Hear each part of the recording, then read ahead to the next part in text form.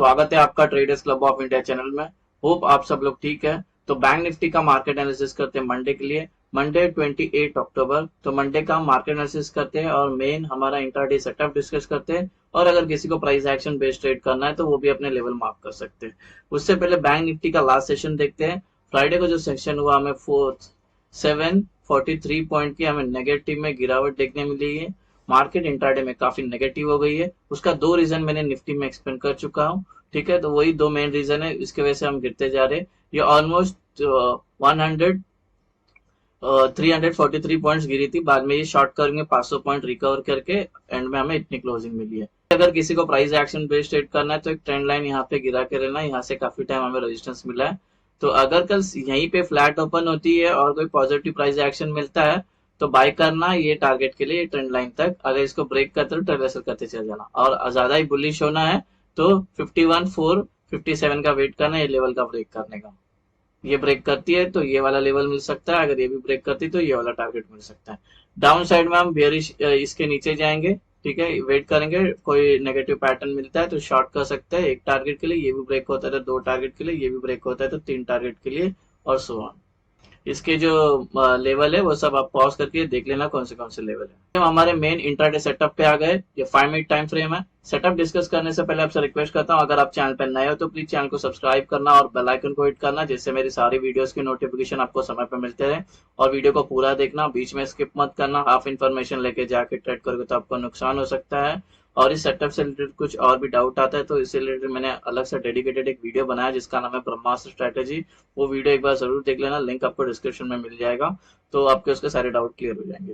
ये कल का हमारा न्यूट्रल पॉइंट है और नॉन ट्रेडिंग जोन है। ठीक है, और उसकी रेंज मैंने यहाँ पे मेंशन किया है। आप वीडियो को पॉज करके आप चार्ट पे प्लॉट कर लेना। ये डिसेंडिंग वाइड रेंज है।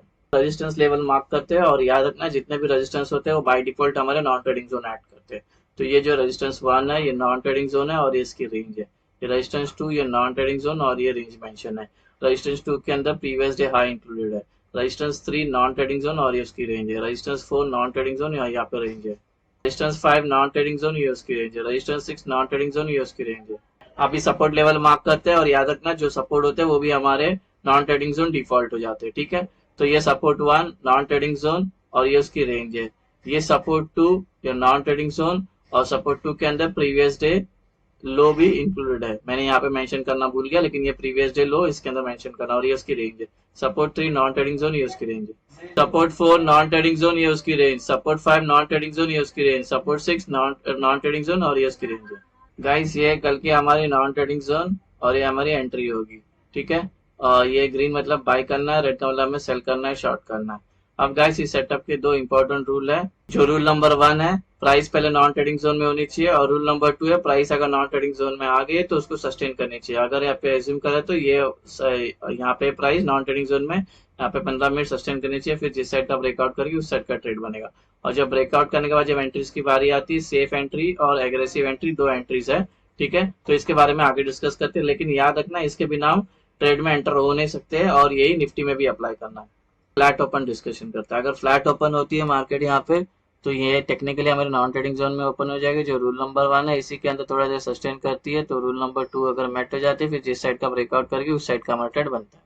गैप अप डिस्कस करते हैं। प्राइस यहाँ पर है, सपोज गैप अप यहाँ पे होती है तो टेक्निकली नॉन ट्रेडिंग जोन में ओपन हो जाएगी, जो रूल नंबर 1 है। थोड़ा देर इसी के अंदर थोड़ा देर सस्टेन करती है तो रूल नंबर 2 भी अगर मेट हो जाता है, फिर उसके बाद जिस साइड का ब्रेकआउट करेगी उस साइड का ट्रेड बनता है। गैप अप होती है और तुरंत गिरना स्टार्ट करती है या और ऊपर जाती है, यहाँ पे अपने आप को सस्टेन नहीं कर पाती, तो ऐसे में हम ट्रेड नहीं करेंगे जब तक प्राइस नॉन ट्रेडिंग जोन में नहीं आती है।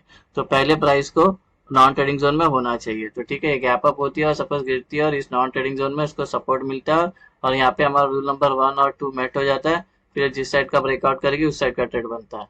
अगर एक gap up non trading zones के बीच में ओपन हो रही है तब वेट करेंगे पहला प्राइस को नॉन ट्रेडिंग जोन में आने का, और वेट करेंगे यहाँ पे हमारा रूल नंबर 1 और 2 मेट होने का, और 1 और 2 मेट हो जाता है रूल, फिर ये जिस साइड का ब्रेकआउट करेगी उस साइड का हमारा ट्रेड बनता है। अभी गैप डाउन डिस्कस करते हैं। प्राइस यहाँ पर है, अगर कल ये गैप डाउन यहाँ पे ओपन होती है तो टेक्निकली नॉन ट्रेडिंग जोन में ओपन हो जाएगी, जो रूल नंबर 1 है। इसके अंदर थोड़ा देर सस्टेन करती है तो रूल नंबर 2 भी मेट हो जाता है, फिर जिस साइड का ब्रेकआउट करेगी उस साइड का ट्रेड बनता है। अगर गैप डाउन होती है और सपोज ऊपर जाने लगती है या और नीचे आती है, यहाँ पे अपने आप को रोक नहीं पाती है प्राइस, तो ऐसे में हम ट्रेड नहीं करेंगे जब तक प्राइस नॉन ट्रेडिंग जोन में नहीं आती, जैसे अभी थोड़ी देर पहले गैप अप में डिस्कस किया था। तो ये गैप डाउन होती है और सपोज ये ऊपर जाने लगती है और इस नॉन ट्रेडिंग जोन में आके उसको एक सपोर्ट मिल रेजिस्टेंस मिलता है और यहाँ पे ये टाइम स्पेंड करती है और यहाँ पे रूल नंबर 1 और 2 मेट होता है, फिर ये जिस साइड का ब्रेकआउट करेगी उस साइड का मटेड बनता है। अगर गैप डाउन नॉन ट्रेडिंग यहाँ पे होती है और गैप नॉन ट्रेडिंग जोन में, तो हम वेट करेंगे पहले प्राइस को नॉन ट्रेडिंग जोन में आने का, फिर वेट करेंगे यहाँ पे रूल नंबर 1 और 2 मेट होने का, फिर जिस साइड का ब्रेकआउट करेगी उस साइड का मार्केट बनता है। अभी टारगेट एक्सप्लेन कर देता हूँ और यही सेम निफ्टी में भी अप्लाई करना है। एज्यूम करते हैं यहाँ पे हमारा प्राइस है और यहाँ पे रूल नंबर 1 और 2 मेट हो जाता है और ये ब्रेकआउट आता है और हमने ये ऊपर का ट्रेड लिया, टारगेट 1 2 3 होगा। अगर ये वाला ऊपर का ट्रेड लिया तो इसके ऊपर का लेवल होगा टारगेट, अगर ये वाला ट्रेड लिया तो इसके ऊपर के लेवल होंगे टारगेट। अगर यहाँ पे दोनों भी रूल मैट होती है, ब्रेक डाउन आता है, ये नीचे का ट्रेड लिया 1 2 3 हो गए टारगेट। अगर ये वाला नीचे का ट्रेड लिया तो ये 2 लेवल होंगे टारगेट, अगर ये वाला नीचे का ट्रेड लिया तो इसके नीचे जो S2 है इसके 2 लेवल होंगे टारगेट। तो सारे टारगेट आपको ऐसे लेने हैं और सेम ये निफ्टी में भी अप्लाई करना है। गाइस अभी ओआई का डेटा डिस्कस करते हैं और ओआई का सपोर्ट और ओआई का रेजिस्टेंस मार्क करते हैं, ठीक है।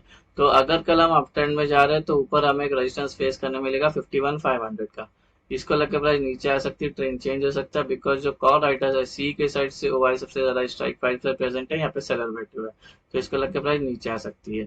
तो थोड़ा सा यहाँ पे अपना कॉमन सेंस लगाना है अपने को, ये इधर इधर हमारा रूल नंबर 1 और 2 अगर मेट भी होता है और ब्रेकआउट आता है, जब एंट्री की बारी आती है तो यहाँ पे सेफ एंट्री बनेगी। सेफ एंट्री इसलिए बोल रहा हूँ बिकॉज यहाँ पे 51,500 काफी स्ट्रांग रेजिस्टेंस है, इसको लग के प्राइस नीचे आ जाएगी, ठीक है। अगर रूल नंबर 1 और बेस के 2 में ट्रेड लिया तो क्या और आपका एसएल कर सकता है। सेफ एंट्री करोगे तो 90% एक्यूरेसी बढ़ जाएगी कि ये यहाँ तक पहुंचेगा टारगेट तक अपना, तो सेफ एंट्री करना।